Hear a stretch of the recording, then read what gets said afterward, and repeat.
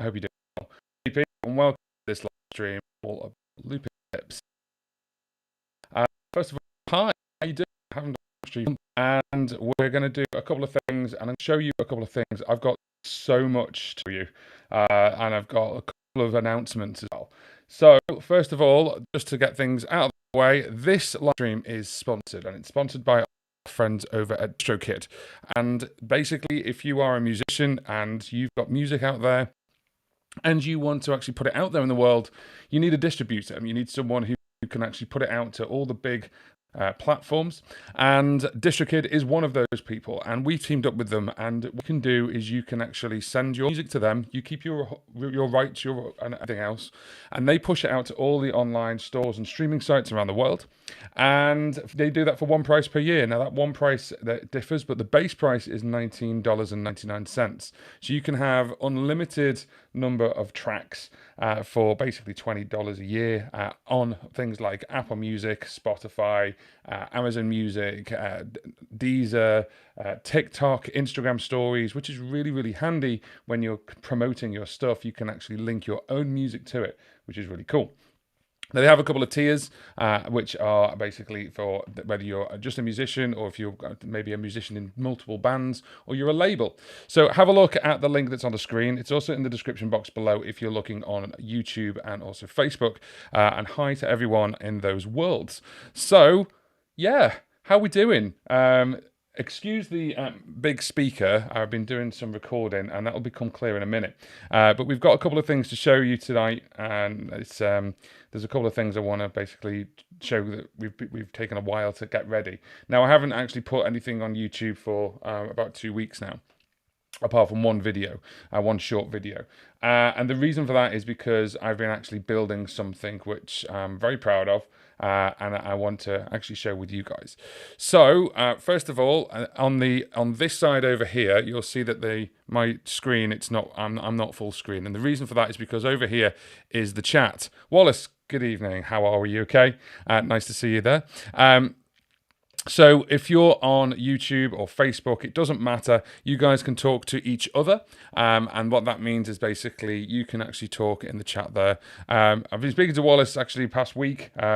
We've been looking at obviously things like pedal boards and stuff. And I think you've now gone back to a Headrush looper board after the new update, which is cool, which I hope you're getting to grips with it, mate. So there we go. But yeah, there's a couple of things I want to show, as I say. So by all means, thank you very much for joining us. I hope you can hear me okay. Everything sounds all right and it looks okay as we're streaming through the broadband. So I'll take a breath and I'll stop for a minute. Yep, back to the Headrush, she says. There we go. Good. That's all good. So there's lots going on at the moment. You may have seen a video I did about Loopy Pro. And Loopy Pro is going to be an updated version of Loopy HD on apps and things like this and things like this. And at the time I was filming it, we were obviously just speculating what it's going to be like. I'm very happy to say that I've been speaking to Michael, who built Loopy HD and Loopy Pro, and I am currently playing with the beta. It's amazing. There's a lot to take in. And when it's ready and when Michael is ready, then we will show you a full tutorial on Loopy Pro and the advancements of it, of Loopy HD, of which there are many. Hi, Trevor. How you doing? You okay? So Loopy Pro is coming. We are not sure that I'm not sure the date Michael's going to set for it yet, but it is in the beta stage, and I'm very, very proud and honoured and lucky to have a version of that beta. So I just want to say a quick thank you to Michael for reaching out to me and letting me have a play with it and feeding some information back as well. So if you want to go over and find Michael's company, which is called A Tasty Pixel, and if you are really interested in Loopy Pro, then get in contact with him. He's a really nice guy, and you might never know, we might also invite you into the beta as well. So that's the one update. That's a Loopy Pro update. And then the other thing as well is I've been doing a little bit of filming, and hence the speaker and the guitars and everything else that's in the background. And there's going to be a couple of things I'm going to show you tonight. And obviously, if you catch this on the replay, then great. If you're live, then obviously do what Wallace and Trevor have done and come and say hello. And we are streaming on multiple sites. So we're actually streaming on different destinations right now. I'm just making sure all these destinations are online. And yes, they are. That's great. It is sending the data over to both Facebook and YouTube and LinkedIn and Twitch as well. So come and say hello. Hi, Sim. How are we doing? So yeah, we're going to be talking about looping and looping tips. And I've got something I want to show you, which you're going to be able to keep. So you're going to actually get this tonight if you haven't already got it. I know Wallace has got it. But it's something brand new from me that I want to show you, and then also I'm going to step through with you a couple of things to do with looping. Obviously, if you've got any other questions, things like live streaming, obviously, or anything to do with music or studio or anything like that, please put it in the chat, and obviously we can see the chat right here. I always do that. It's like there. There you go. That's it. It's not really there. It's like, technology. And put it in the chat. And then obviously what we'll do is we'll try and answer as many questions as we can. I'm going to be here for way over an hour. And obviously if then we run out of questions, obviously I've got a couple of extra things to show you anyway. So without further ado, let's just get into it. What I'm going to do is I'm first of all going to show you my new website. Now, the reason I'm showing you my new website is because actually it's really, really pushed towards looping to begin with. So as long as I do this right, there we go. And we're going to be on here. So if you go over to johnpaulmusic.co.uk, it will push you to my brand new website. And I hope you guys can all see that there. And the reason why I've rebuilt this website is because now asked a lot of questions about looping and looping technology and everything else. And my website was normally just about me, the artist, like John Paul, the artist, gigging, and that's it. Now, obviously, with things like YouTube and stuff and the tutorials that we do, then obviously I get asked a lot more things. So what we're going to be doing is, if you have a look here, we're going to be doing courses. And they're going to be courses that you can actually get for looping. There's going to be one I'm already in the process of doing one for live streaming as well, and getting the best out of that. And then also there's downloadable PDFs, so simply and easy laid out PDFs with step-by-step guides to get you up and running really fast.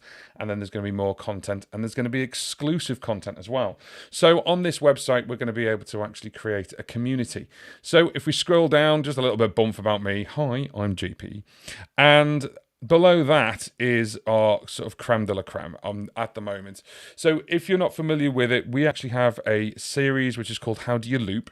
And that is a video series of interviews with different people who are different loop artists and from different genres around the world. I've actually taken the audio from that and we've turned it into a podcast. So now if you go on to Google Podcasts, Apple Podcasts, Spotify podcasts, or just click the page here if you don't have podcasts, you can actually listen completely for free. And that is a free podcast because it's the audio from that video. And there's some amazing gold content in there from the people who have been part of the series already. So we've got Carl Watner, who started the series off. Then we've got Ben Rowlands, and then we've got David Shannon as well. So far in the series. Hi, Pink Hyde. How are we doing, UK? So on this side, this is my brand new course, which is how to loop like a pro. Now, this is my very first course. It is a concise, small course. I'm not doing a course which basically then is going to take you 2 weeks to get through. This is a course which is really, really tight packed. There's lots of information in here. And because it is a tight packed course, it's not obviously, as I say, where it's going to take you 2 weeks to get through. It doesn't cost sort of like £1,000 to buy the course. The course is actually $97. We go through quite a lot of different things. However, before obviously we talk about that, if you are one of my subscribers, if you are someone who obviously tunes into what I do, there is a special link which is in the description box on both YouTube and also Facebook. And what you'll get is you'll get $30 off. So to launch the actual course, we're going to do this today, where basically you'll get it for $67, not $97. So if you view the course, and I'll take you through that in a minute, we can go through what basically that is inside that course.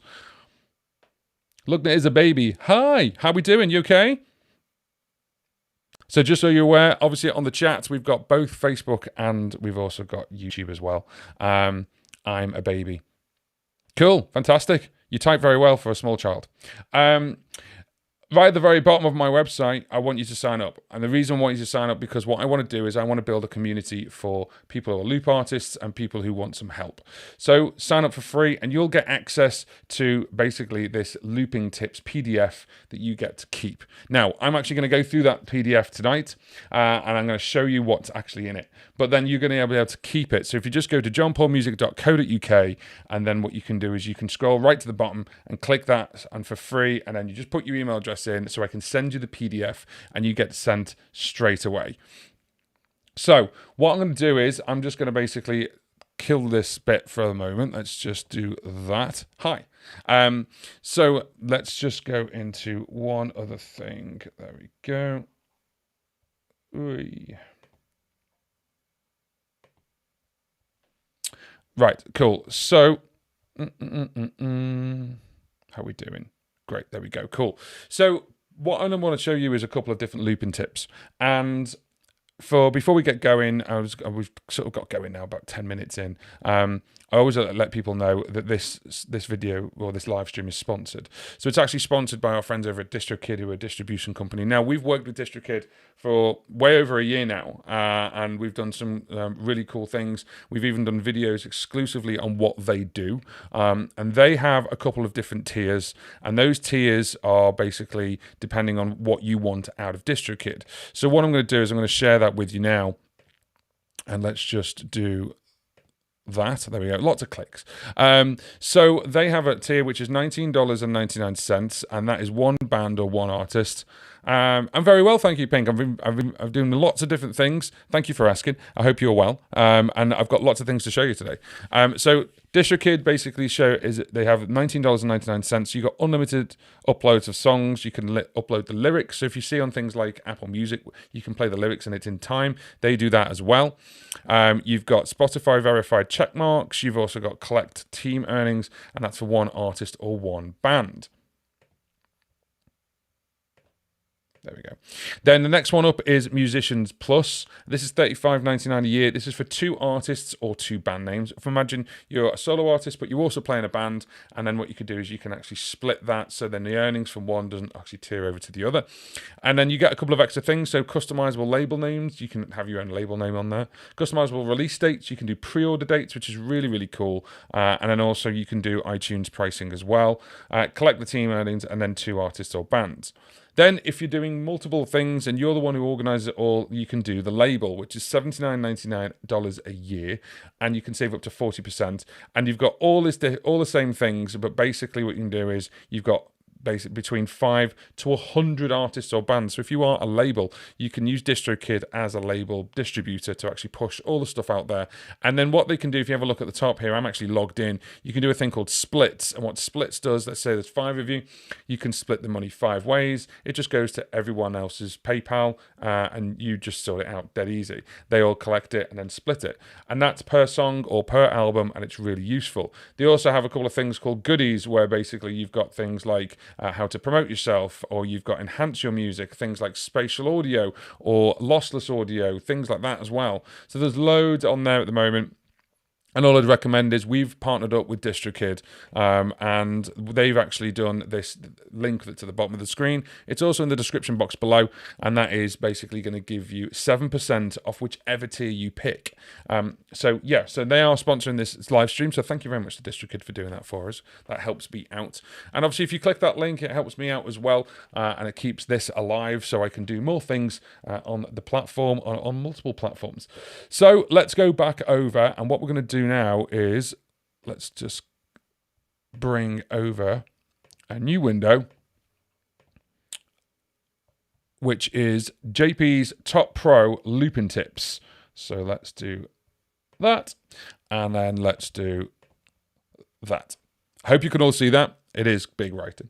And if you sign up and go to johnpaulmusic.co.uk and go all the way to the bottom and it says sign up for free, you're going to get this now. You'll go and get this right now, and you'll get JP's Top Pro Looping Tips. It's a small PDF just with my pro looping tips on there and things to start make you think about what you're doing for looping. So let's go through it.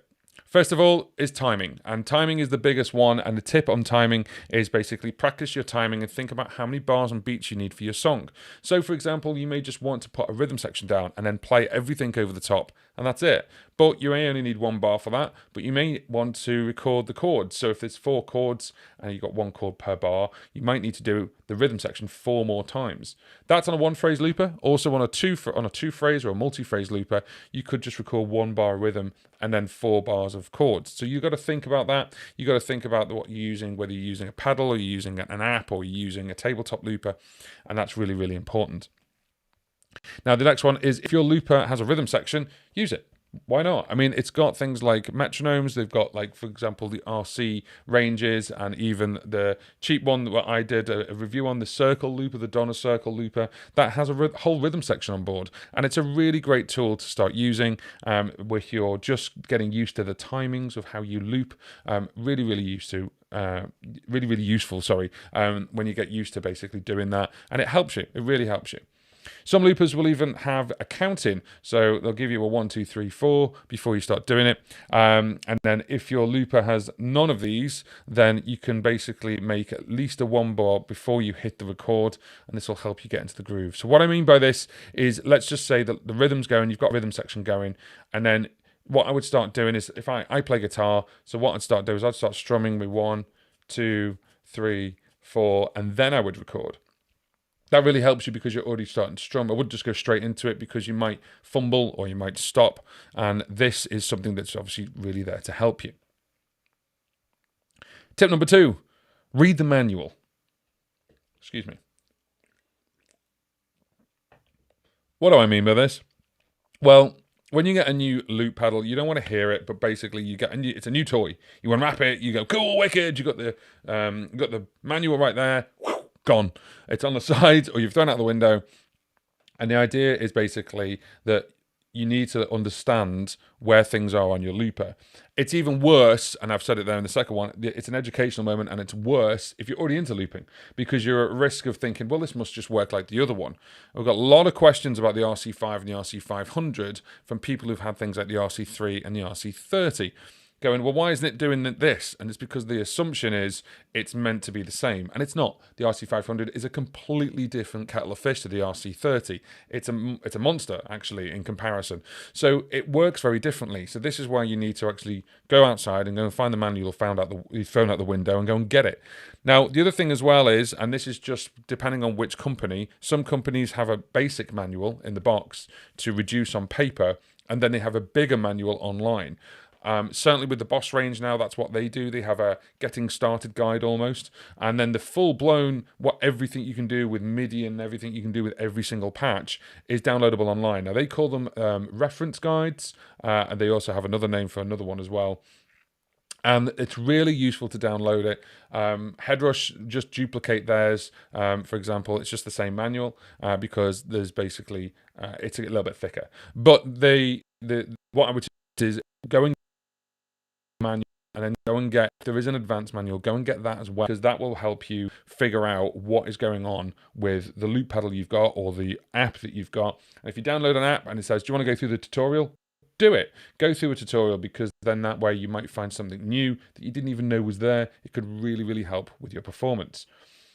Even if it's straight away, get it out your system where it's like new toy, playing with it and everything else. And then once you've done that, close the door, close the world off for like a day or half a day, and then literally sit down with the manual and then figure out every aspect of your looper. It pays dividends to do that, because then that way you're more at one with the looper. It doesn't feel alien to you, and you're not thinking, oh, well, how do I do this? Especially if something goes wrong in a live environment, then you know how to quickly fix it, or you know a little bit more than you would have if you haven't read the manual. I know you don't want to hear that, do you? You don't want to hear about the manual, but that's it. Do you like Justin Bieber?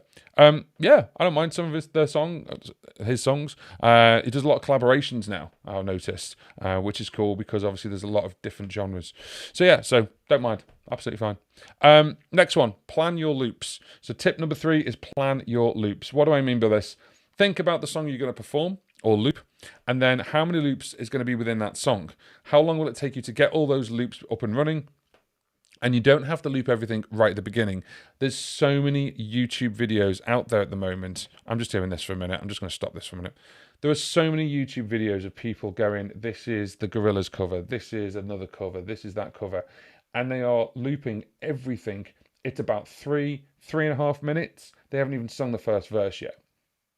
I'm out. I'm not going to watch that. I'm not going to watch the rest of that. So that is a real sort of like the excitement's gone. They're like, okay, they've done that. Then they've done that. They've put 10 layers of loops on and they've not even begun to sing yet.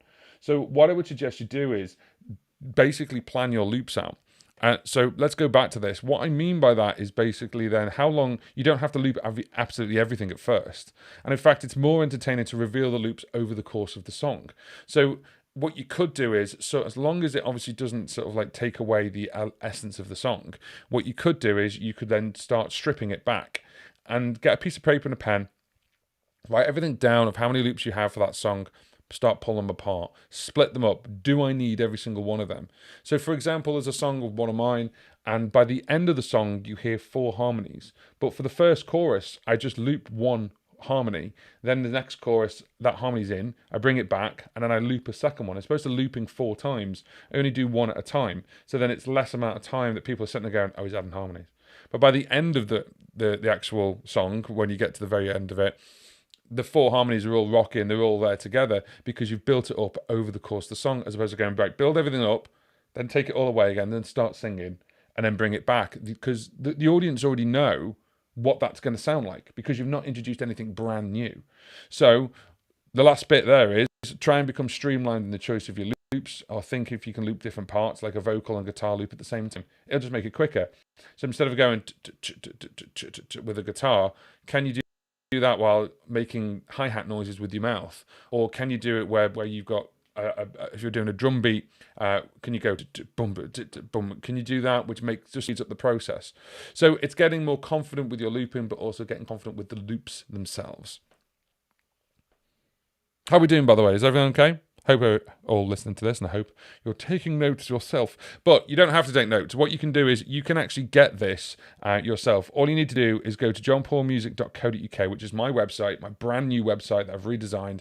Go all the way to the bottom. There's the podcast there. There is actually a pro looping course there. But if you just sign up for free, you will get this exact PDF to download and keep. Now then, tip number 4. Watch your volume. Be aware of the volume of your loops. We always get to this point, and I've spoken to many people who play with loop pedals, where you get to this point which is a wall of sound, and then you can't be heard over the top of that because it's duplicated. Oh, Wallace, thank you so much. So Wallace is saying that you've done the course. He's actually got the course because it only went live very, very recently. And it's amazing. Thank you very much. That's really, really nice of you to say. So if you are interested in the course, then go to johnpaulmusic.co.uk. As I say, the course is $97, but we have a discount code, which if you click and join up, you get that straight away. Which is, if you don't get the discount code, just shout me out and I can send that discount code to you. And that's just because we're releasing it at the moment. So if you do want to obviously have a look at that, it's my looping tips from the past 15 years, all concise into a really compact course. There's no fluff about the course. I'm not going to elongate it out. So therefore you just get right down to the nitty gritty. Now, watching your volume, adjust how you perform into the looper when you're recording your overdubs. So, for example, when I'm playing guitar parts, if I'm playing the bass line, I might have to turn the guitar up a little bit because it's just a bass line. Or if I'm sort of like doing the strumming, I might actually turn it down because that can sound quite harsh. So it's using that volume on the actual instrument itself. You might want to play a little bit softer. When you're singing, you're doing harmonies, you might want to pull back a little bit and pull back because you want them in the background. You can't mix it afterwards unless you've got a really advanced looper. But if you've got like a 1-phrase looper or just a 2-phrase looper, that's really, really useful. You have to think about mixing, recording live in the moment. You don't want the hi-hat sound to be overpowering, as we just said, and you don't want the bass sound to be lost in the mix. There we go. So play around with how you play or perform different parts of the loops by moving away or closer to the mic if it's a vocal loop, or adjusting the volume on your instrument for a rhythm section compared to a solo. And that's another thing as well. When you're performing and you go, right, I'm going to do a solo, you've got all these loops underpinning you. You might need to turn that guitar up, or your keyboard up, or whatever you're doing, or you might have a stomp pedal that just gives it an extra volume boost. What I do is basically the last tip here, which I adjust the main outputs of the loops so they're not at 0 dB. They're actually about -4, -3, -4, 0 dB, and they'll never get above that. That's their maximum volume. So I do that. I've done that on the RC30, I've done that on the RC300, the RC500, I've done that on the headrest looper board. So you can do it in every one, really. So you've got little faders on the RC500, for example, just bring them down a little bit and save it. So the volume of the loops is lower than you and your guitar, or you and your microphone. And that way you can still be heard over the top. But also, when you go to then boost your signal for a solo, for example, it sounds even louder. So volume-wise, that's my tip for tip number 4. A couple of things in there, obviously, about adjusting your loops. And yeah, basically going into making sure that you can still be heard. And then tip number 5, make it your own. You've probably watched thousands of YouTube videos on how you loop or what you loop, but it's your own interpretation and your personality that makes a loop performance really unique. I'm going to turn this off for a minute. Don't do what everyone else does. So don't go and watch the really, really popular track of the Gorillaz that's looped and completely copy it, because it's been done. But do your own version. Change it up. Do something different with it. Turn it into a swing version, or just your own unique style. Do a completely just vocal version, no instruments whatsoever. Change it up. So that way, basically, it's unique to you, and then you go, oh, that's cool. Whereas if you copy someone else to be like that, you were doing what they did, and it's already done. So when you're watching YouTube videos, you go, that's unique, or that's different. You're standing up against the crowd, and it means basically you're going to stand out. Certainly in a live environment, there's 2 options for this. It does sound cheesy. Don't try and copy someone else's style. Find your own. Be yourself. But also at the same time, in a live environment, some people just want to hear Mr. Brightside, and they want to hear it the way the CD's played, and they want to hear exactly that so they can play. They don't want to then hear you go, cool, this is a laid-back jazz version, when they're meant to be dancing to it. So adjust, obviously, the song that you're doing for the audience that you're with. However, if it's a Sunday afternoon and it's a chill-out version, you could do a chill-out version, because that's the right environment for that song. Does that make sense? I hope that makes sense. Right, let me bring this back. So a loop machine, whether it's a pedal, an app, piece of software, can become an instrument in its own right. Recently, Boss have just announced the next version of the tabletop looper, which is the RC505 Mark II. And the way they've announced it is really clever, I think, because what they've done is they're using it in one of the beatbox competitions, which is through Swizz Beats, or Swizzbox, I think it's called. And they gave it to the prototype to a load of beatboxers who are in the competition. So what's really cool is you can do this with an RC505 anyway, is you can manipulate the loop that you've already created. So you can put effects on top of the loop, you can chop the loop up, and you can basically, if you sung a load of harmonies in, you could then chop that up so it goes da, da, da, da, da, da, da. You could reverse it, you can do all kinds. So it becomes its own thing, it becomes its own instrument. So even with just a microphone and that, if you've got a tabletop looper, if you've got like an app, even like pedal boards, I've got a reverse on the headrest looper board. I could sing something backwards and then reverse it so it's the right notes forwards, but it might sound cool, it might sound weird, and that just might give it a little bit of an edge. So it is an instrument in its own right, and what I would suggest to do is, obviously, the sounds can be manipulated and played and mixed. Learn the looper as an instrument, which of course takes practice, and goes back to my other tip of read the manual. So practice, obviously, is something we all hear, but a looper can be daunting to begin with. Go with the basics. Even if it's a multi-phrase looper, start with one loop and then go right, I understand how that works now. What happens if I delete it? How do I delete it? What happens? Can I bring it back? No, I can't. Okay, so I know that now. What happens if I do reverse it? What happens if I press this button? Oh, it's just gone. And it's put an arpeggiator on it. So things like that, with anything else like riding a bike, swimming, learning guitar, it's all learnable, and you can basically master all of it with lots and lots of practice. So if you want to learn more, my course is now available, and the course is How to Loop Like a Pro. You can enroll today at johnpaulmusic.co.uk. I did not mean for that to rhyme. It's just a really happy accident. So we've got enroll today at johnpaulmusic.co.uk. I like that. I might make an advert or something. So that is obviously, if you click that link, it will take you to my website, which I'm now going to bring up on screen as well. There we go. So for those who didn't see it before, let's do that. Oops. Me and modern technology, eh? So this is my new website. It's brand new, johnpaulmusic.co.uk. It's been revamped because we are doing downloadable PDFs and courses and content. A little bump about me. And then also we've got the How Do You Loop course right there, pulling on my 15 years of knowledge as a loop artist and giving that to you so you can learn it pretty much in under a day, and you've obviously then got to practice lots of bits. So the idea behind this as well, if you sign up to that, you can just go back to it and learn again and again. You can re-reference things. The other thing I'm going to be doing as well is, obviously, once the dust has settled, I'm going to be looking at that course and maybe adding to it. So one thing that was talked to me about was about a bit more about deconstruction. The other thing as well is maybe we need to talk about apps, as in iOS apps as opposed to just pedal boards. And I'm obviously talking very, very generally about how you loop, not really going into the details of which one you're using. Does that make sense? It's more about the technique, and it's more about the tips, the pro tips that I know that I want to pass on to you guys. The How Do You Loop podcast is literally taken from the How Do You Loop series, which is a video series on the channel, on the YouTube channel, which is a series of interviews from different loop artists from different genres around the world. So we've got people like Carl Wachner, who is an absolute legend. Well, actually, they're all legends. We've got Ben Rowland, who is a metal and rock guitarist who uses a loop pedal to sound like a full band. At one point he put like 10 loopers together, which is to do an AC/DC thing, and it was insane.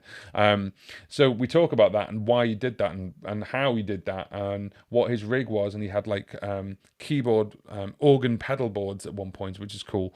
But also right at the very, very bottom there, we've got sign up for free. Get access to the courses and obviously goodies that I've made and we're going to be making in the future. But if you sign up for free, you'll get the looping PDF that we've just gone through. And then you get that straight away now. I'll email it to you straight away if you click that link. Now, the other thing I want to go through is the actual course itself. So if you are interested in how to loop like a pro and you want to take your looping to the next level, then this is my new course. It's a brand new course, How to Loop Like a Pro Fast. So we go obviously basically into loop settings, we go into recording techniques, and of course tips and tricks. So there is a video that we can show you, which is there. If I play it right now, I don't know if the sound comes through, so I'll check that in a second. But course content wise, obviously we go into intros, whether you're adding or selecting what kind of looper you're going to go for. Single phrase looping, which is a one phrase looper, and what you can do with it, by the way, not just talking about it, but what you can actually do with it. Multi-phrase looping and the advantage of that, but also the disadvantages as well. It's more complicated. Song deconstruction. So I use one of my own songs, and then what we do is we rip it apart. So I play it for you first, and then we pull it all apart and show you how I actually made that with a loop pedal. And that particular song was actually made with a loop pedal in mind. And that is a song that I've got out there in the world on sort of Apple Music and Spotify and everything else as a full studio version, and there's also a looping version as well. The big one, mistakes. What can happen when you go wrong? So obviously you've erased the loop, you've played the wrong thing, we've sung a bad note in the looper. What can you do to get that back or erase that, or what can you do to recover? And some tricks actually you can recover without the audience even knowing you've done it. And this is some of the pro stuff. This is real high tier stuff that things like Ed Sheeran does, and I've seen him do it, and I do the same thing, so I'm really happy I do the same thing. But I've seen Katie Tunstall do when they've actually made a mistake live on stage and they've pulled the loop really quickly, but you don't know they've done that. It still sounds like it's going, but I've kind of really watched like how they've done that. And I know how to do that. So I want to pass that information on to you.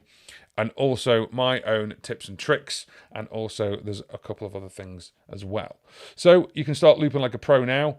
And as I say, it's bite-sized video information. It's a quick start, basically quick start guide, obviously, so you can reference it, access it anytime. And obviously, what are you waiting for? Do it. So you can start looping like a pro today, and obviously you can actually get that course straight away. Now, if you click that link, that course is $97. What you can do is, if there is a coupon part which you can actually put, if you put the phrase "loop like a pro" all as one word, so "loop like a pro" all as one word in the coupon, you'll get $30 off. So it'll actually be $67 for you, not $97. So if you want to do that, obviously, if you want to learn from me directly, this is my course all about how to loop like a pro. And you can loop fast. It's not a ginormous 2-week course or anything like that. You could pretty much go through all this in around about a day and a half with practice. And obviously practice, come back, do a little bit more, and then start, applying what I've taught you, so you can get onto it really, really quick. I know people who have had loop pedals before, and then they've gone, I don't really like looping, but I do want something else, like a drum machine, or I do want something else. And by showing them, and I've done this live with people, like in the same room, and giving them the confidence of knowing their looper, they're now loopers. They actually use looping. So I've taught a couple of people looping, and I thought, well, why not just give this out to you guys? And there we go. There's my course. So if you want to actually go for the course, you can do. You just click the link, put in the coupon code, put in "loop like a pro," all as one word, and you'll get $30 off. Now then, a couple of things I want to talk about. So before we do, I'm just going to have a drink. I hope everyone's okay. Give me a shout out. Just let me know you're all right. If you have a looping question you want it answered today, now, tonight, this morning, wherever you are, this is the chat. This is a multi-chat. So if you're on Facebook, or if you're on Twitch, or if you're on YouTube, this chat will basically come up no matter what. Wallace is still there. Hi. And if you've got a question, you've got a burning question about looping, if you've got a question that you're maybe too afraid to ask a friend who knows looping, I don't mind. There's no stupid questions whatsoever. Put it in the chat about looping, and I'll let you know the answer if I know it. Also, I will, and it's not fully ready yet, but it basically, the one thing I'm going to be doing is building a community. Now, on the website, we've got basically, when we go download the PDF, there is a link to the community. Hey Mark, how we doing? So if you want to actually download the PDF from the website, there's a link to the community. It's just about ready, so you can go on in there to begin with. I want loop artists to start talking to each other. I think we're all around the world, and there's so many different social media platforms that actually we want somewhere that's not tied to any social media whatsoever, and we all come together in one place. So this is a community I want to build over time and have it there for years. And then so you can show off your wins, you can tell me your problems, and not just me, but everyone else. And hopefully someone else can help you with it. Cool. Let's have a look. Mark, how are we? I haven't seen you in forever. And how's the little one? I hope you're okay. Hope the family's okay. Also, for those who don't know, Mark is a part of a film production company. So I'm asking this question. I hope Chat Noir Productions is doing okay. I saw that you were doing a little bit of, I think you put up something. I think it was you or Dan put something up for filming. I hope you guys are doing well.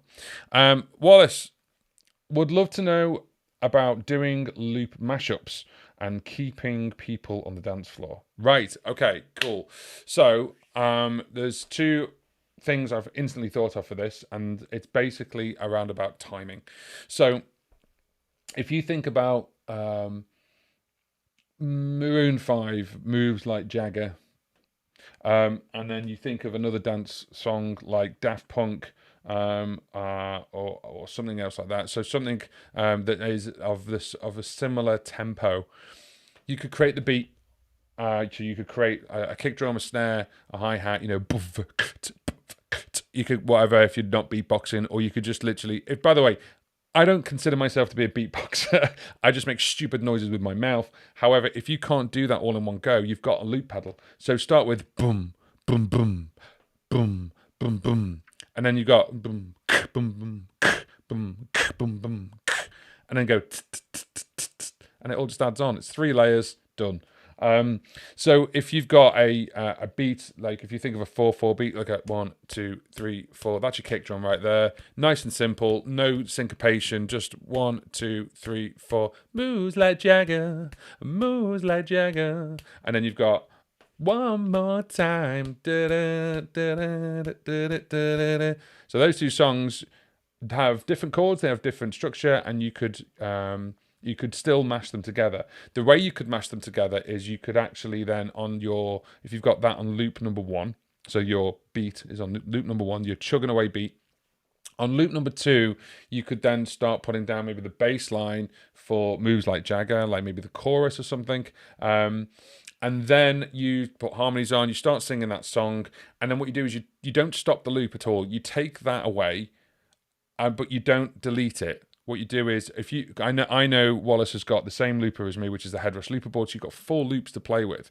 So imagine loop number 2, loop number 1's your beat, loop number 2 is all the bits for moves like Jagger, but loop number 3 is one more time. Okay, so what you do is you can use peel and peel it all back, or what you could do is you just turn it off and then start putting the bass line down instantly for one more time, and then start bringing that in. And then you could delete the other one if you wanted to. If you only got a 2-phrase looper, because the beat's still going, you could add something more to the beat. So then the beat's going, it's like, okay, well, then this isn't anything new there. So you go, so you could put something in, or something, I don't know. Or if you've got a drum machine, or you can add things on a drum machine, or if you're playing keys, add something on the keys that's percussive, that adds something to the new part of the song, and then you start playing the new bit of the song. So you could do it like that. The other mashup you could do as well is basically find the songs that have got the same chords.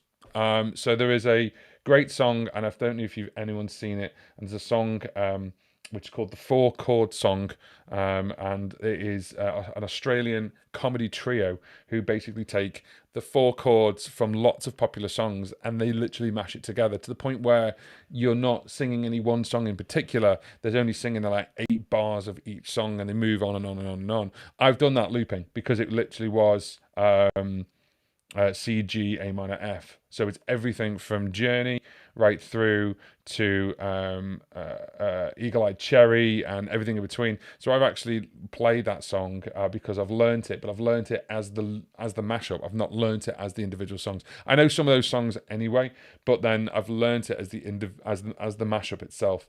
So you could do something like that. Keeping people on the dance floor, it's a case of don't loop too long. If you're not doing mashups and you don't want to keep that beat going, you want a different tempo, you could keep the same beat and do the tempo beat, get that warbling effect on loopers, which doesn't sound great.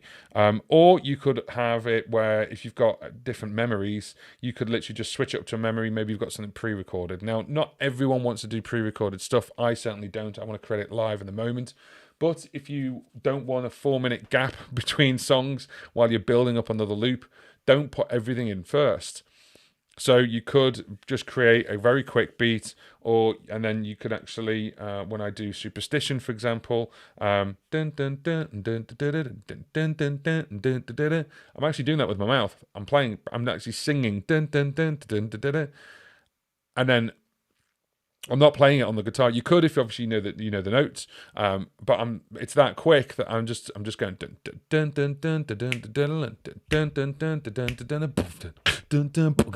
and then bring the beat in, and then I drop it all back, and I'm just muted the guitar. Very superstitious. Writings on the wall. Now, with what I do is I have a certain pedal, which is a vocal effects pedal. So I can drop my voice an octave down, I can make it an octave higher, I can put it so it sounds like my voice is going through a telephone.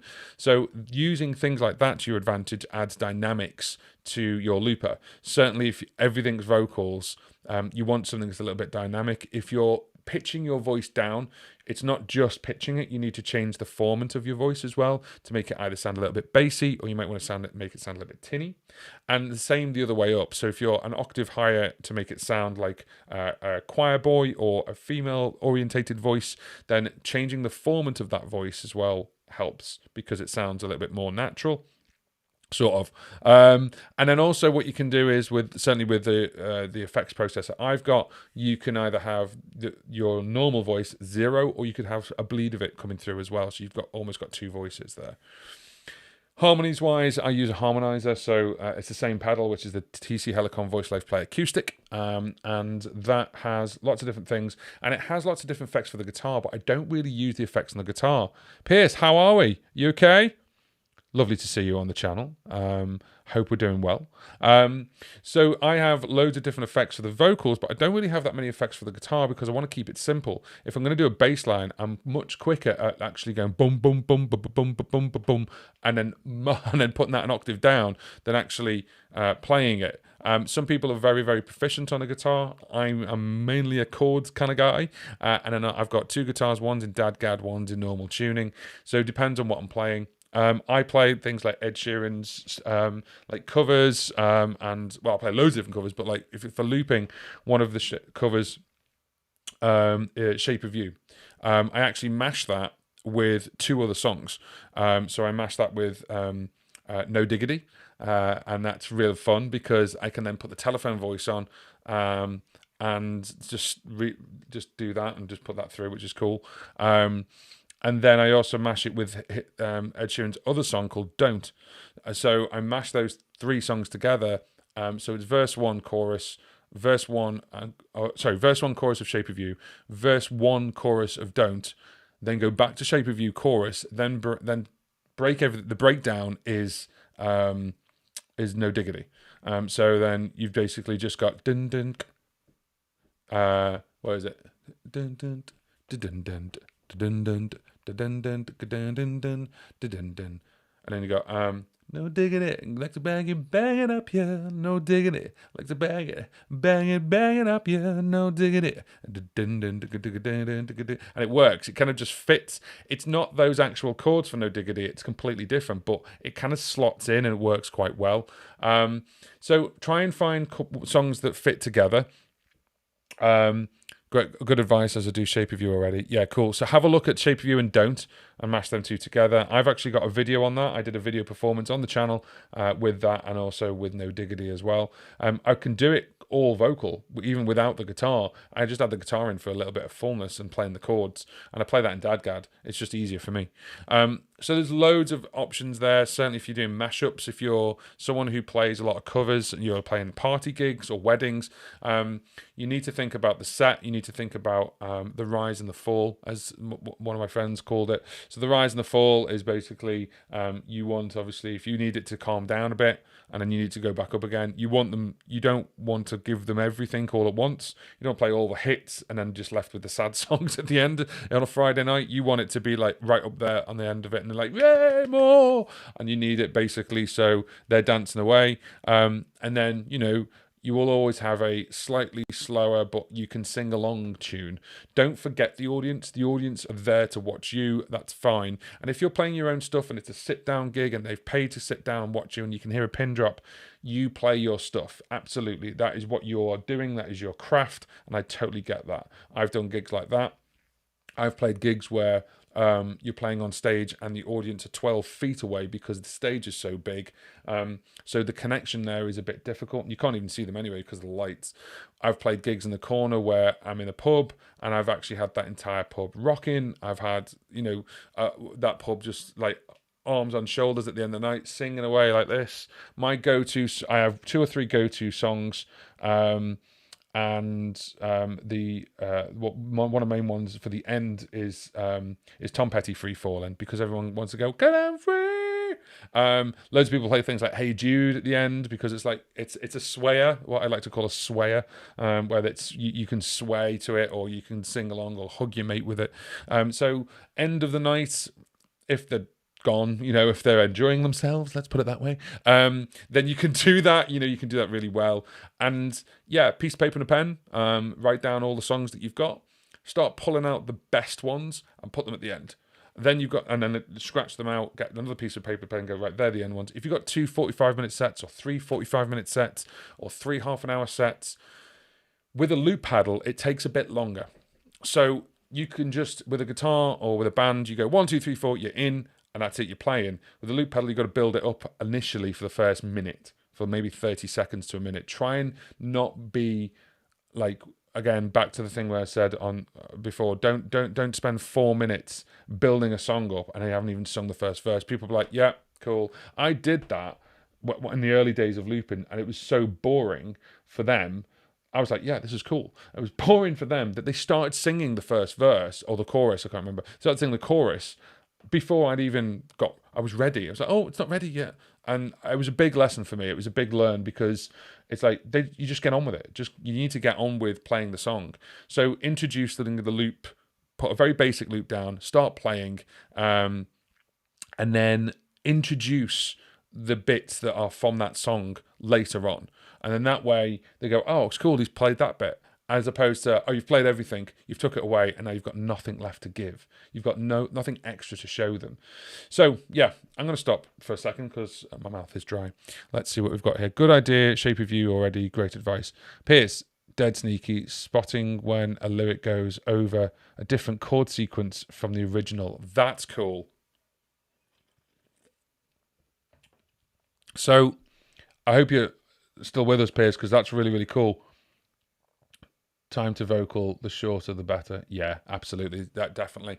I like that idea though, like over a different chord sequence from the original. So yeah, I mean, you've got loads of different songs. I was saying before, where you can just have the same chord sequence and you can play it.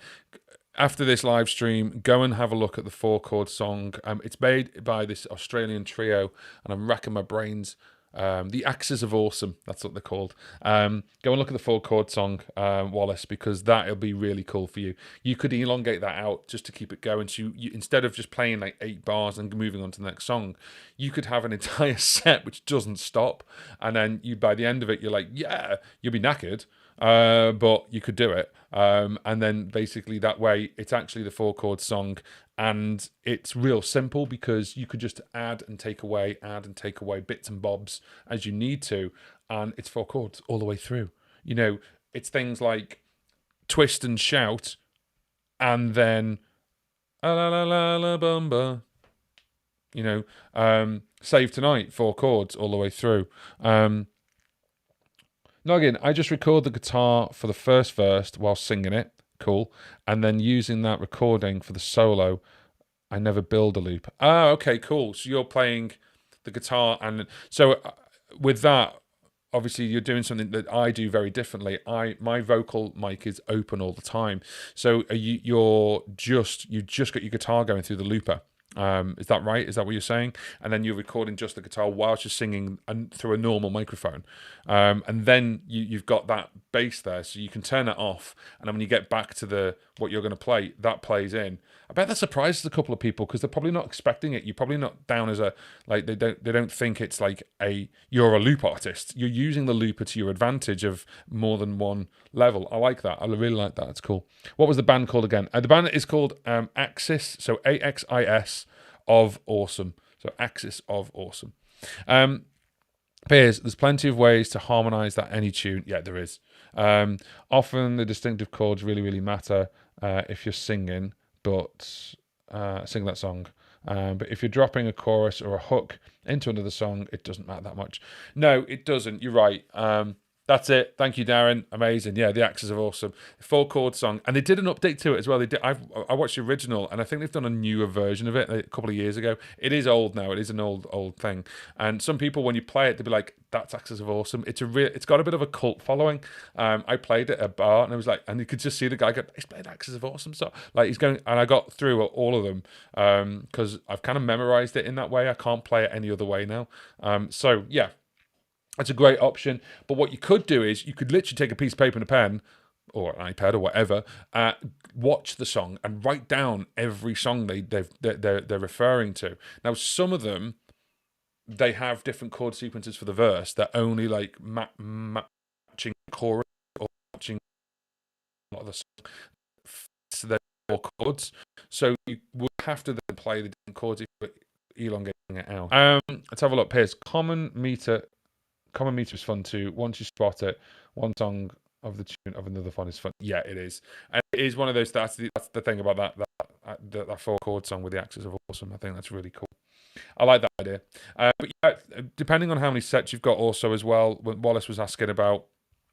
Where was it? You said it. You said, you'd love to know about keeping people on the dance floor. So doing mashups and keeping people on the dance floor. So keeping people on the dance floor, if you're in that environment like a wedding or it's a Friday night, you want the place to be rocking. It can be really selective because you have people coming up going, I want to hear this, or they'll go, just play something we know, mate. And I've had that before. Whereas if you've got a really wide selection, you won't get that question. You may get there. Do you know this song? And if you don't, you go, I don't, mate, but I'll play it next time when I come back next month. And just definitely learn it, because your audience are telling you what they want to listen to. So you're not a jukebox, but at the same time, you're getting free advice from that audience. And if they go, cool, he came back next month and he played that song, I'm happy with that. And then they might turn around and say to the people who own the bar and go, wasn't that cool? And they go, yeah, that's cool. So it's things like that can, really up your game. And there's a bar that I played at, and there's a local there, and the local turned around and said, do you know this? I said, no.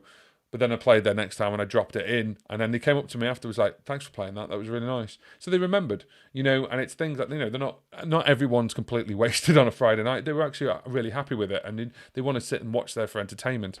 So, yeah, it's really useful. What was that, Pierce? The internet is awesome too if you half know a song. Yeah. If you can busk it, that's it. I mean, if you can get away with it, I use... the Ultimate Guitar app, which is called Tabs. That's really useful if you get a request and you kind of sort of half know it. That's kind of useful if you feel confident in doing that. Or you want to sing, like, as you say, half a song, and then you could just change it back into something else if it sounds like something else. So yeah, so that is having a bit of ingenuity within yourself. I think that's quite a good idea. Right. Okay, cool. So, I just basically want to show a couple of things, and then we'll pick this conversation up. Just one or two things, just because this live stream is sponsored, and it's sponsored by our friends at DistroKid, which is a distribution company. If you make music and you want to get your music out to things like Apple Music and Spotify and all the major streaming sites around the world, you need a distributor. And then basically that is what DistroKid is. You push your music onto them, and they push it out to all the people around the world. Now, you can do unlimited tracks with them per year for one price, which is $19.99, or they've got a couple of tiers if you're a duo or you've got multiple bands going, but $20, $19.99 for in the UK. For me, it's about £16. And we've got a link that's on the screen, and if you go onto that link, it's also in the description box if you're watching us on either Facebook or YouTube, and we can give you 7% off. So 7% off 16 quid. I can't get a meal for that, like in a restaurant, So, well, it depends which restaurant you go to. But basically, what I'm saying to you is that is your access to loads of cool stuff. Now, what I'm going to show you as well is they don't just stop with just pushing your stuff out. They've got loads of cool things that you can do. So once you've actually put your track out there, let's say you've done a single, okay? You've either got a single or you've got an album or an EP, then what you can do is they have these couple of different tiers, and that's fine. But then also, let's say you're a band and there's 5 of you, you can split the money 5 ways. The other thing you can do as well, they've got things where you can go get heard now, you can promote yourself. So let's go into promote yourself. You've got a thing called a hyper follow page. So every track you do, or every release you do, they instantly give you, and it's done within seconds, you get a link, and that link is really cool. So all you need is that one link. Because if I went up to one of my friends and said, cool, my new track's out, and they go, cool, what is it on Spotify, or do I have to go and listen to it on Amazon Music, or do I have to go and listen to it on Deezer? You don't have to say that at all. You just go to the hyperfollow link, and the hyperfollow link, what it does, and I'm going to show you with one of my tracks here, which is the duo I'm part of, which is Tokyo Wasteland. So there is a hyperfollow link. Let's go into that now. Let's visit that. So there's the track. It's called Dance With Me. If you want to have a listen, by the way, it's 80s synthwave, and it's like a bit of a summer track. But have a look underneath. You can actually play it right there, or you can actually just go in and actually grab it from any of these, which is cool. So if you're on Spotify, you just grab it, or you can go Apple Music and grab it. So you can just give them this hyperfollow link, and then you can even customize it as well. And that's completely free. That's built in to DistroKid's system. The other one they do as well in the goodies is you can do a couple of things. They've got mini videos, so like free videos. You can put your album artwork in there, and the videos like come up and stuff. You don't have to go onto Fiverr and then pay someone to go, can you just do like a 10-second like thing for Instagram stories? It's here. So you just drop your album artwork into there, it plays, and then you just grab it, and then you can download that and then throw it onto Instagram stories. What's really clever is your music is also available with DistroKid. It's available on Instagram stories. It's available on TikTok as well. So if you're doing 16 by 9 by 16, long form, if you're doing basically like a reel or stories, you can link your own music to the video. So then you get a play, and then if some other people play it, great, it's actually all adding up, and then you get that money as well. So it's things like that. The promote yourself stuff's real fun. They've got things like meme video generators. I've done a couple. There's Yoda. They've got Dance with Clerks. Yeah, they've got Marcel, and when Marcel puts the CD in and they all dance like this, the track is actually replaced with your track, which is really cool. So there's loads of other ones out there, and they've got loads of cool goodies and loads of other bits. But what I would suggest you do is have a look at the link that's on the screen. It's also in the description box below. It gives you 7% off, and what, $16? Sorry, £16, £15 with 7%, £14 with 7% off. I got a D in maths, I don't know. But then basically give that link. If you've got something you've been playing around with during one of these lockdowns, maybe you've created an entire album, you don't know what to do with it. Maybe you've been doing loads of videos, and you've got loads of tracks, you've got maybe loads of sessions that you've done. You can actually use this and push as many as you want, because it is literally on every tariff you can see here, upload unlimited songs. So you could have unlimited EPs, unlimited albums, unlimited singles for one price per year. So thank you very much to DistroKid for obviously sponsoring this video, because without them, obviously, it helps me and it helps this channel to survive, just by obviously for them sponsoring. And also, if you do click that link and you sign up, it does help me as well. So thank you very much to them for sponsoring the video. Now, if you weren't here at the very beginning, what we did was we went over a PDF that I've created, which is my top looping tips. So I'm going to go through it again in a minute, but obviously if you've been through it already, you can get hold of this through my brand new website. So all you need to do is go to johnpaulmusic.co.uk, which is here, and we've redesigned the website for three reasons actually. One is because we want to do courses. So I've built my first course, which is called How to Loop Like a Pro. It's a paid for course. It's $97. It's not one of these super long courses that's going to take you a month to understand something. It's really concise. It's what's known as a mini course, but basically if you in the cart, when you go for it, if you put in Loop Like a Pro all as one word, you'll get $30. So you actually get it for $67. And then we've got courses, we've got downloaded PDFs, we've got more content on the way as well. I'm also looking at a second course about the best way you can do live streaming as a solo artist and as a duo and as a band. So if you're interested in that, obviously stay tuned. Hi, I'm JP, it says. This is my course right now, How to Loop Like a Pro. And also, if you're into looping, or you think you like looping, or you want to know a little bit more technical, cool tips and tricks, I am still doing a series of videos, which basically is called How Do You Loop? And we've pulled the audio from that and we've thrown it into a podcast. So if you go to your Spotify podcast, your Apple podcast, just search How Do You Loop, and you can listen for free if you haven't got the time to watch the video. But what you can also do as well is you can listen to it right here on this page. So we started with the wonderful Carl Wachner, and then the amazing Ben Rowland as well. And then also our latest one is Mr. David Shannon from New Zealand. Does some really clever things, David. Really, really clever. So if you go right to the bottom of johnpaulmusic.co.uk, click this, and it says get JP's looping tips PDF now. I will send that to you right now, and you'll get that completely free, and you can download that and keep it. So that is available for you, and this is my brand new website, and things are going to change, and we're going to have more courses available, more downloadable PDF stuff. Also, by clicking that very first link, what you're going to be invited to with that email is our looping community. It's a private community that's not tied to any social media, so it's not a Facebook page, it's not anything else. It's a community that's on private, and that means that basically everyone can join it without being tied to any other social media. And I just want everyone to start talking to each other. I want us to start helping each other like we have tonight. Like Piers has really helped us out. Darren's helped us out as well. Wallace is asking questions, and also how we can get stuff together for his gigs. This is what I want all the time, because we're a loop community, and I think basically that is something really to be proud of. And we're not the kind of people who basically are competing with each other. We want to help each other because it's the right move. It's the right thing for everyone to help one another, so we're all doing our best work. So I don't mean to be cheesy, but I do really believe in that. So click that, get the PDF, and then when I email the PDF, there's a link there, which is a private looping community. There's no subscription, there's no pay, it's free. You can just join and then start posting things like your pedal boards, your rigs, and that's absolutely right, Wallace. We all learn from each other. I really like that. Now,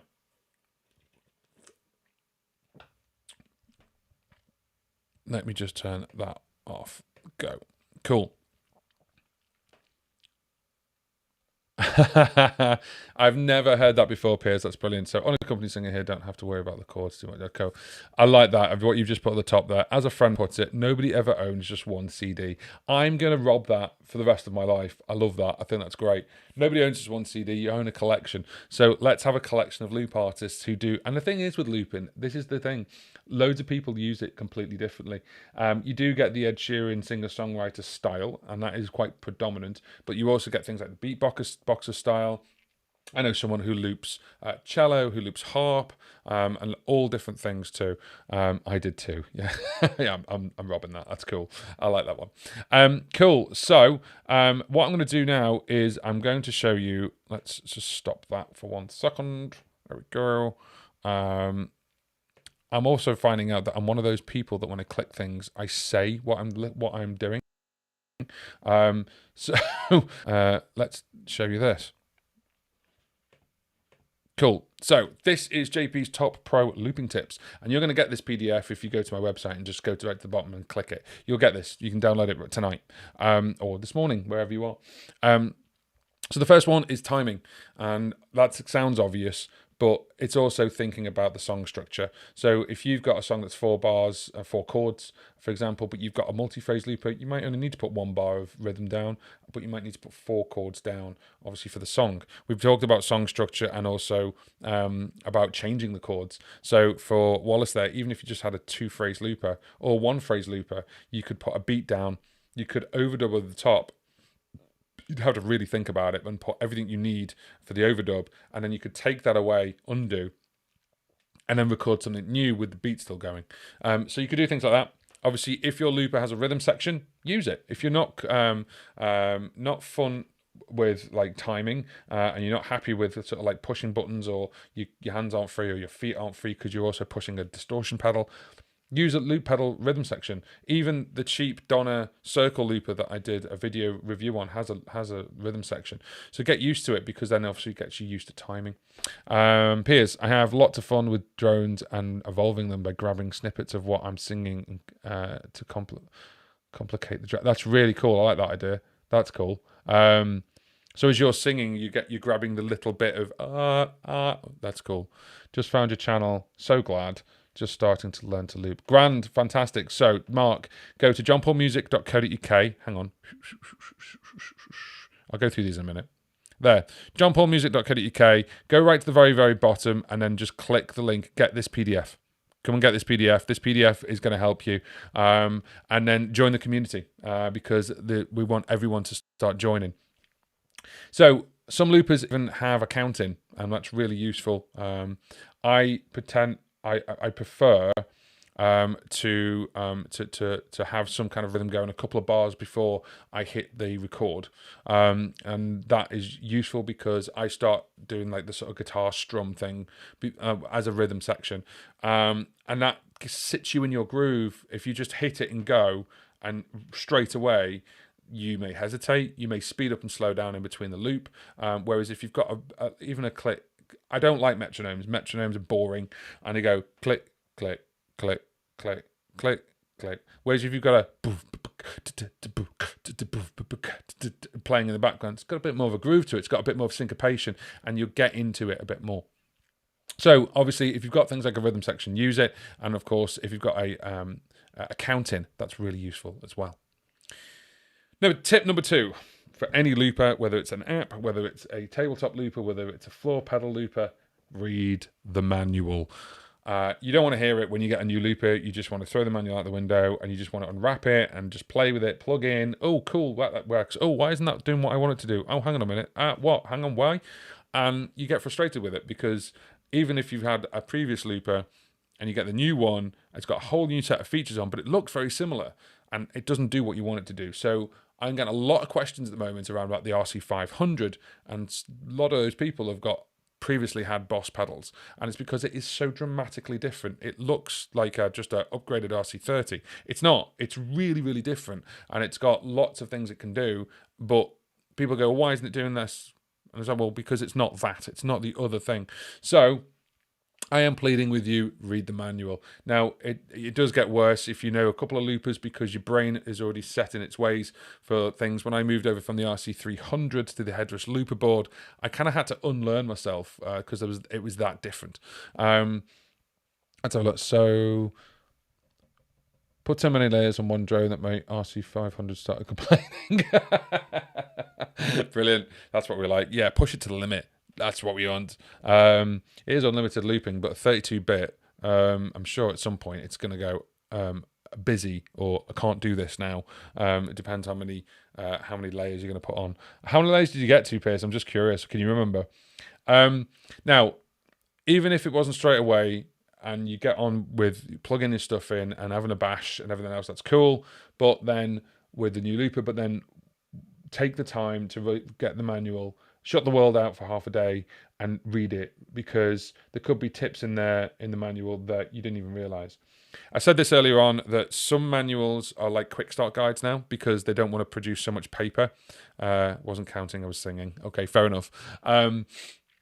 But some manuals are quick start guides because they don't want to like use a lot of paper now, because obviously for obvious reasons. So they put the full version of your manual online, and Boss are doing this as well. Or there'll be a update, and of course you've got a manual that's like 2 years old, and there's like a software update, and it's changed what it does. So I've got the original manual from the headrest looper board, and they did a version 2 of the firmware, and it's different. So you can't. So it's fundamentally the graphic user interface, the GUI, is completely different in certain pages. So you have to keep yourself up to date with things like that. So read the manual. No idea, wasn't counted. It was fine till I tried to stutter the drone. Oh, really? So using the stutter effects. Oh, is that when it got really upset? So tip number 3 is plan your loops. We've kind of discussed this tonight, but basically I think about the song and how you're going to perform it. Again, we're going back to what we were talking about with Wallace, basically about, mashing loops together, or, how long is it going to take for you to get all that loop to a working progress so you can start singing. I think we were talking about it, and Pierce was saying about it. Be as quick as you can. Put the basics down and just start singing the first verse, because if you're doing a live stream, if you're in a live environment, if you're doing a YouTube video, people switch off. The YouTube video is even worse, because if people aren't entertained like this, they'll switch off. Whereas in a live environment, it's a bit more forgiving because they're coming to watch you, or you're their entertainment for the night. So they sit there while they're drinking and watch you. But still, they want to hear the song. They want to dance, certainly if it's a cover. So think about obviously being entertaining and revealing all the loops throughout the song, as opposed to just building it all up and then start singing, because you've got nothing left to give. So my advice is get a piece of paper and a pen, write down how many loops you've just made for the song, then start pulling it apart.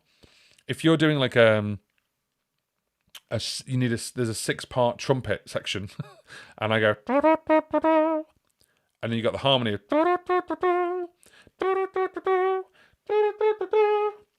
you could do that and play it because it sounds funny and it's a bit entertaining. But you could just do the first one and then get onto the verse number 2, and I went to the chorus, and that's part of the chorus that's already playing. So then you can sing the or trumpet the harmony, and then you're just adding something new that's not there previously. It's not about getting the full sound straight away. It's about revealing the song to the audience. And then try and become streamlined in the choice of your own loops. Do you think you need all of it? Also, can you loop things together? So if you've got like a kick and a snare that you do on the guitar where you're hitting the guitar, can you do it at the same time? Or are you doing can you do a harmony and a rhythm thing all at the same time? So I've got a song which is called I Know, and it starts with me literally singing the words I know, but then there's a and it's just those two pieces. So I actually loop them together, and then we're already in. There's a harmony for the I know, and then I just take the harmony. I can take that harmony out, and we can go back to it. So there's things like that you can do. Right then, let's have a look. It's a new device. Yes. It was a hell of a firmware update. Yeah, it was.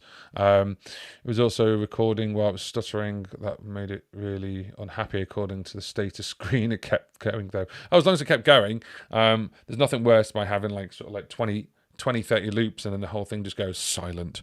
I learned how to hit overtones, so I start a drone by singing. Oh, okay, cool. That's a really clever idea. Yeah, so you can then start the drone. So if you're singing and you hit it in between the singing, that's a cool idea. I like that. That's cool. So tip number 4, watch your volume. Now, you'll get this a lot where you start looping and looping and looping and looping and looping and looping, and you end up with a wall of noise. You can set loopers now with basically being less than 0 dB. So then when you're playing on the top or singing over the top, you're always heard. Or if you just basically want the loops to be the loudest thing, you can set that, but then just be careful you don't get a wall of noise. You can do that. So you can adjust how you perform into the looper as well. So if you're doing harmonies or the trumpet sound, you could pull back a little bit from the microphone. Or you could actually, for the bass line, you don't want it to be lost in the mix, you can turn it up. So play around with the different ways you play those parts, and then adjust the loops. Obviously, you can adjust the loops a couple of degrees, a couple of dBs lower, so then your main vocal or your main instrument. So when you're playing or you're soloing, it can still be heard. Now, of course, if you're playing, say, for example, a guitar and you play a solo, you may have a pedal to boost your signal or distort your signal anyway, but you want always to be the centerpiece of the loop should be underpinning you, unless it is like a beatboxing situation and the loops are the song, and you're just adding to it and constantly adding to it, and that's fine. But in my scenario, if I'm playing a cover, people want to hear the lyrics and they want to hear the main part of it, and I'm playing the guitar to obviously underpin that, but there's a loop underpinning that, so you need to make sure the levels are right. Singing a something note and an octave above it. Oh, okay, yeah, cool. I missed adjustable feedback on the RC500s. Can only overdub or replace. Yeah. So adjustable feedback. Yeah, there's there are one or two things that are just not in the new RC500. My big one actually is that I don't know why for the range now they've taken it out as a audio interface, so it won't be, you can't use it as an audio interface. So you have to then plug it into a PA or a USB mixer to then get it out to the computer. So if you're live streaming, it's you can't just plug it into there. I can with the TC Helicon, but yeah. So adjustable feedback, yeah, helps the volume of the loops. So the feedback, if you don't know what that is, adjustable feedback is basically you would, if you think the feedback, it came from tape delays where it's 100% of the volume that you've just played, or you can have it as 99%. And as you do it, basically, instead of it duplicating the amount of volume that's going up all the time, you end up with a wall of noise. Then that volume goes down as the new loop comes in, that volume goes down as the new loop comes in, and it's only by 1%. And what it does is it means that all these loops are a little bit lower, and then you don't get that the same wall of noise throughout the whole thing. So adjustable feedback, that was cool. It is in the 300. I think it's in the 30 as well. But on the 5 and the 500, not there. One thing that they have done on the 500 is this NS in, so the noise suppressor. So they've got a mic and an instrument noise suppressor, and it's set at 50 to begin with. And I had loads of people messaging me when I did the video about the 500 overview, and they're like, my mic's really quiet. Now, I think personally that the volume input is actually a really weird curve. It's not straight, it's actually curved. So then when you get to the very end, it's too loud, and then you have to really be micro adjusting it. But the noise suppressor is there as well. So then obviously if you're singing really loud, it goes, oh no, drop you down. And I really don't like that personally. That's just me, that's my preference. I know what the volume that I want in is coming out of the TC Helicon is how I want it to sound. I don't want it then to be then compressed afterwards. So the NS in, I've done exactly the same pairs. Mine set to 0 on every memory. I don't know why they added it in. I understand why they added it in. It's because basically if you're just not using any other effects, you plug directly in, it's to protect it, and I get that. But for me doing things like effects pre the looper, I know how I want it to sound. So it's a bit of a double-edged sword in that respect. So make it what you will.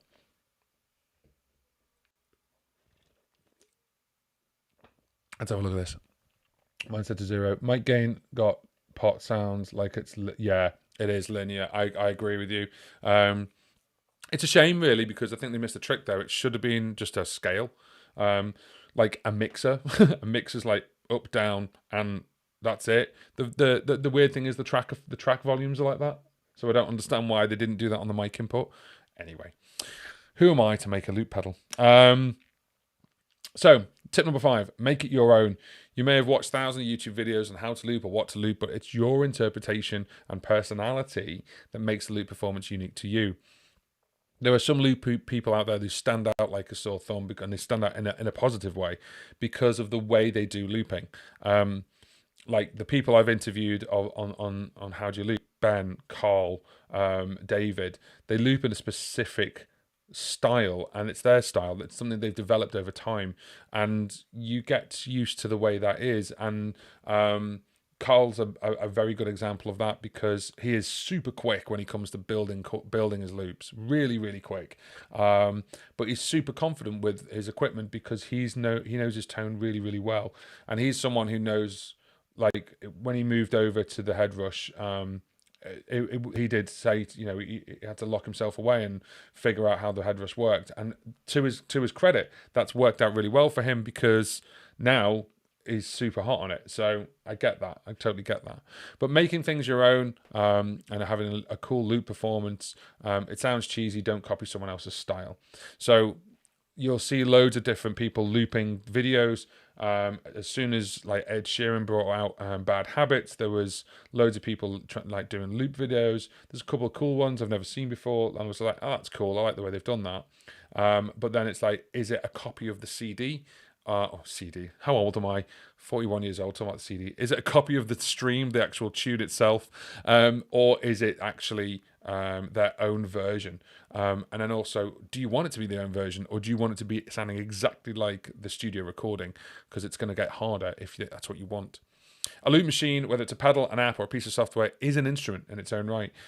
Just go to the Swizz Beat YouTube channel and have a look at what they're doing with the RC505 Mark II, and my goodness, it is an instrument. They're even setting up the loops like drones, like you're talking about their pace, but they're then stuttering them, and they're making their own with them, and they're then creating a loop out of that.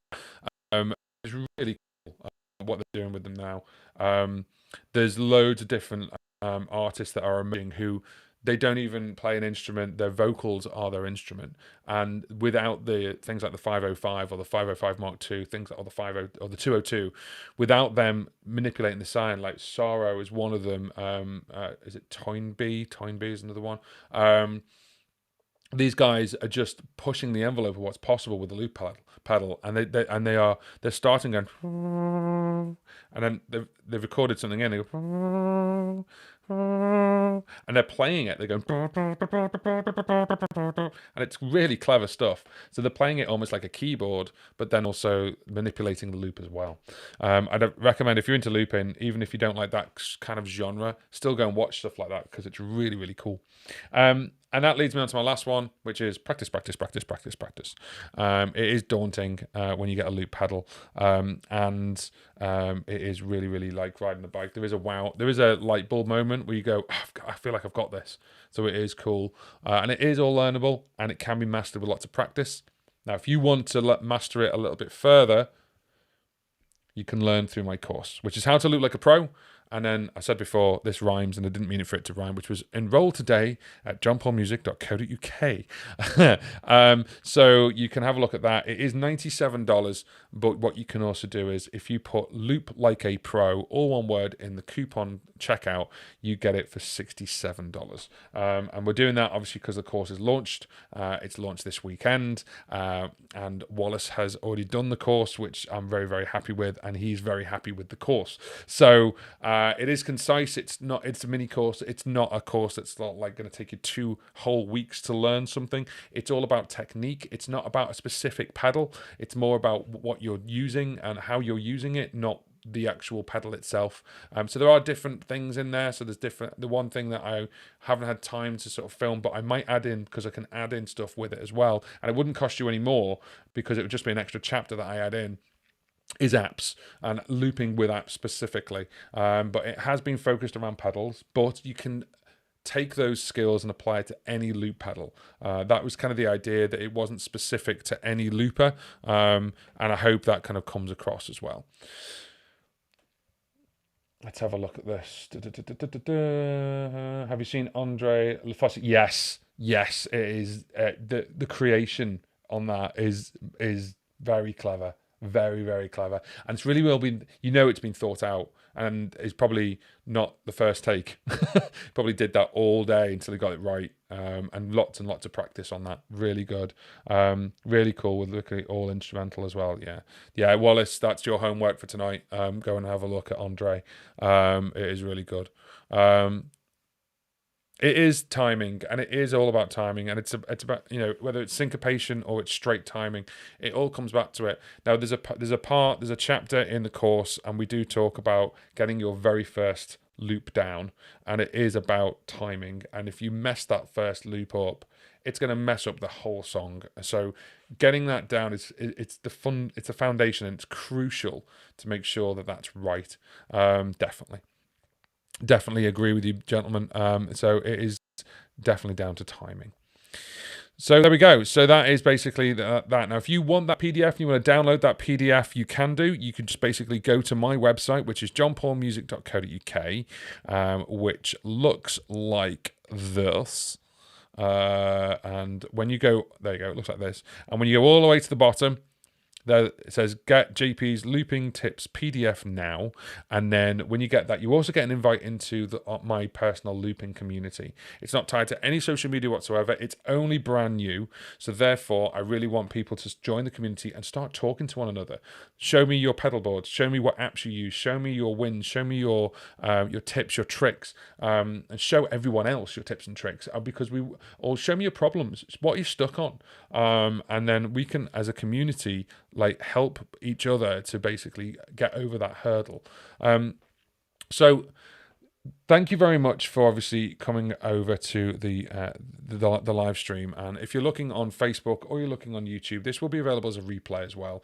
So if you want to have a look at it, obviously please do so. Have a look at the site. It's taken me a little bit of time to get this together, so this is why maybe 1 or 2 videos have not been on YouTube, because we've been focusing on getting this ready basically for August bank holiday weekend. So I wanted to launch it then. I wanted to launch it before September. So I think we've done it, which I'm really happy with. It's been a lot of long hours getting this ready, the course. I'm going to do one thing, and I'm going to see if it'll let me do it. So if you just bear with me 1 second. No, not that one. Please talk amongst yourselves. Local, there we go. Let's see if it'll let me do this. LL.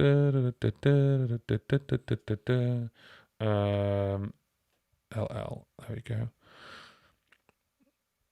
What is your number one? There we go. Let's see if it'll do this. Right. Okay. So have a look at this. See what you think. Hello and welcome to my course. Firstly, thank you so much for joining us on how to loop like a pro. My name is JP and I've been... I'm going to stop that because I've done it wrong with the video. Hang on a sec. Using loop machines for over 50. Hello and welcome to my course. Firstly, thank you so much for joining us on how to loop like a pro. My name is JP and I've been using loop machines for over 15 years. Sounds like some kind of addiction sentence. Well, looping is pretty addictive. Now, whether you're just starting out looping, returning to it from after a break, or looking to up your game with your looper, this super focused course is jam-packed with information for you to use straight away, to return to, and to reference again and again and again. I'm going to start where we should all start when we're beginning to learn something new, which is the basics, and take you through the basic steps of what looping is and how to apply it. You'll learn how to loop efficiently and confidently, but we're not going to stop there. I'm going to take you through my personal tips and tricks for both single phrase and multi-phrase loopers that I have never disclosed before, to show you what I do to get the perfect timing, how to stop an audience from becoming bored and get them gripped on what you're doing, and what techniques I use to eke out as much as I can from every looper I've ever owned. And finally, I'm going to break down one of my own songs that I not only perform on a loop pedal, but it was actually written as a loop song with a loop pedal in the center of it all. You'll get to see how I structure the whole song in all its parts and how we can keep the loop interesting and also entertaining. Looping is a lot of fun and it can be used in many different ways. If you just want to use it as a recording or practice tool, if you're looking to implement it into a recorded performance like a YouTube video or a live gig or a live stream or a show, or you want to take on the whole world and become a full-blown loop artist, I'm going to show you how you can do that right in this course, and I'm so stoked that I'm going to help you on your looping journey. Now, I've structured the course so you can follow it from one to the next, but you can have a look at it in any order you like, and of course you can reference it back whenever you want to as well. Right, let's get started. So that is my new looping course, which is how to loop like a pro. Please go to johnpaulmusic.uk and it's there. It is $97 and it is a concise course. And for the launch, basically, if you in the coupon box, if you put loop like a pro, all as one word, you'll get $30 off. So you'll get it for $67. And I think I'm going to be adding to that course as well, based on what I've been talking with a couple of people. So I'll add chapters in, which won't cost you anything more. Therefore, that course is only going to get bigger and bigger. So have a look at it by all means. And then also have a look at things like the website in general. Because you'll have access to lots of different bits and bobs. So we've got things like, as I say, the actual How Do You Loop podcast. You can sign up for free to get the PDF that we've just discussed today. And yeah, it's taken me a while, but I'm going to be basically bringing you more and more and more. Now, this website obviously is mine. It's my website, but basically when we're doing things like looping basics, another course I'm looking at building is how to do live streaming and actually go right from the basics. I know I've done more than one video on live streaming, but I'm actually going to do the plugging in, the actual settings you're going to need. I'm looking at everything to do with that because let's face it, we are still in a very strange time for the entertainment industry. This thing is not going away anytime soon, and we want to be able to utilize it, whether you're back on stage and you still want to do live streaming, or you just want to do it in this room or in your bedroom or whatever, or in your studio, and then do a ticketed event, which you can also do as well. So I want to show you all of that, and I've got some really, really cool tips and tricks that I'm writing up at the moment. So that course will be coming soon. So if you want to know when that's available, go onto my website, scroll right to the bottom and sign up for free. You're going to get the looping PDF as a free gift anyway, but then I can then email you and let you know when the live streaming course is going to be out. So guys, all it remains to say thank you very much for obviously coming out today and obviously shouting and sharing your views on looping and the things and the tips and the tricks that you do. Go onto the community and tell the community the same thing and then start a conversation. That's what I want. I want a whole load of different loop artists talking to each other, helping each other raise their game on looping. So thank you very much for joining us, as I say. Have a great evening. I was just about to say that, Mark. You literally took the words out of my mouth. Have a great evening or a great morning wherever you are, and we'll see you very, very, very soon. Thank you very much, guys. Have a great, great weekend.